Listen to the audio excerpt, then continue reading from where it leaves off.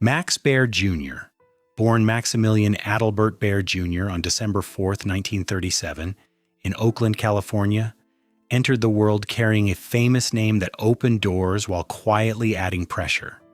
His father, Max Baer Sr., was the charismatic and controversial heavyweight boxing champion of the world in 1934, a man whose fame cast a long shadow over the family. Growing up, Max Jr. experienced both the privileges and burdens of being the son of a sports icon, constantly measured against expectations he never asked for. His mother, Mary Ellen Sullivan, balanced that intensity with stability, emphasizing education, discipline, and kindness. While the Baer name commanded attention, Max Jr. learned early that identity was something he would have to define for himself. Those early years shaped a young man determined not to live only as a reflection of his father, but as someone capable of carving out his own place in American culture. Athletic talent and academic drive. From an early age, Max Baer Jr. showed remarkable versatility, excelling not just in one arena but across academics and athletics. He attended Christian Brothers High School in Sacramento, where he distinguished himself by earning letters in 4 different sports at the same time, a rare achievement that reflected both discipline and natural ability. Golf, in particular, became one of his strongest pursuits, and he won the Sacramento Open Junior Golf Tournament twice, proving his competitive edge. These successes were not about chasing fame, but about mastering commitment and focus. He later attended Santa Clara University, earning a degree in business administration with a minor in philosophy. This unusual pairing hinted at his future, a man interested not only in practical success, but in understanding people, ethics, and long-term vision. That foundation quietly prepared him for life beyond acting, early steps into performance. Although athletics defined much of his youth, performance entered Max Baer Jr.'s life earlier than many realize.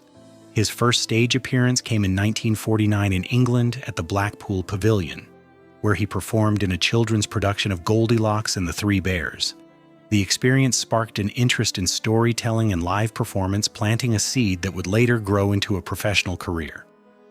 By the late 1950s and early 1960s, Baer signed with Warner Brothers and began appearing across television during one of its most influential eras. He worked steadily, learning the craft through repetition rather than instant stardom. These early roles allowed him to understand pacing, character work, and the discipline required for serialized television.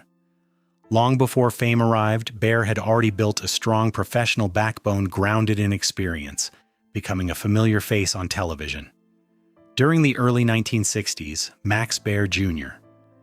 became a regular presence on American television, appearing in a wide range of popular series including Maverick, Cheyenne, 77 Sunset Strip, Hawaiian Eye, Bronco, and Sugarfoot. Each role sharpened his skills and exposed him to different genres, from westerns to crime dramas. These performances were crucial training grounds, allowing him to adapt quickly and work alongside seasoned professionals. Television at the time moved fast, demanding reliability and consistency, qualities Baer demonstrated with ease. While none of these roles brought lasting fame on their own, they established him as a dependable actor capable of handling pressure. This steady climb laid the groundwork for the role that would define his public identity and secure his place in television history: Jethro Bodine and lasting fame. In 1962, Max Baer Jr.'s career changed forever when he was cast as Jethro Bodine on the Beverly Hillbillies. Jethro, the well-meaning but dim cousin of Jed Clampett, quickly became one of the show's most beloved characters. Baer's performance balanced innocence and comedic timing, helping turn the series into a cultural phenomenon that ran for nearly a decade. While the role brought enormous fame, it also came with limitations. Audiences loved Jethro so much that casting directors struggled to see Baer as anything else. Despite continuing to appear in other projects, the character's shadow followed him. Over time, Baer recognized that long-term creative freedom would require stepping behind the camera, where he could shape stories rather than be defined by a single persona. Reinventing himself as a filmmaker, Determined to avoid being trapped by typecasting, Max Baer Jr. transitioned into producing, writing, and directing in the 1970s. His debut film, Macon County Line in 1974, became an unexpected success, earning both box office attention and critical praise. He followed it with The Wild McCulloch and later Ode to Billy Joe, which proved his ability to translate popular culture into compelling cinema. These projects showcased a different side of Baer, one focused on atmosphere, character, and emotional weight. Rather than chasing trends, he leaned into storytelling rooted in place and human complexity.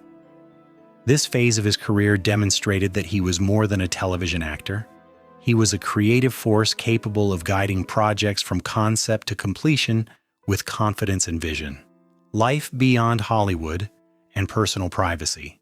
As the years passed, Max Baer Jr. gradually stepped away from Hollywood's spotlight, turning his attention toward business ventures, particularly in real estate and long-term entertainment concepts.